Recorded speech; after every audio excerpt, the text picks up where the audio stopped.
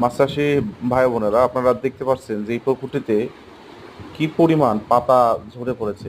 বিশেষ করে এই সময়টাতে যে সমস্ত পুকুরের চারপাশে প্রচুর গাছ আছে, বিশেষ করে পত্রঝরা যে গাছগুলো, সেই গাছগুলো থেকে প্রচুর পাতা পড়ে এই পুকুরে কিন্তু পুকুরের তলদেশে একটা বিশাল গ্যাসের আবরণ কিন্তু তৈরি হয়ে গেছে। ফলে আপনারা যতই ওষুধ দেন, এই পুকুরে কিন্তু যত গ্যাসের ডোজই দেন কাজ হবে না।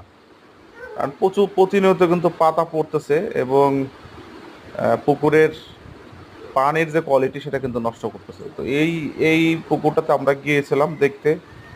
আমরা দেখে যেটা সাজেস্ট করেছি যে পুকুরে প্রতি সপ্তাহে অন্তর অন্তর কিন্তু চুন প্রয়োগ করতে বলেছি। এর কারণ হচ্ছে যে আপনার যতদিন পাতা পড়বে চুন প্রয়োগ করলে সেটা কিন্তু পচে তলদেশে জমা হবে।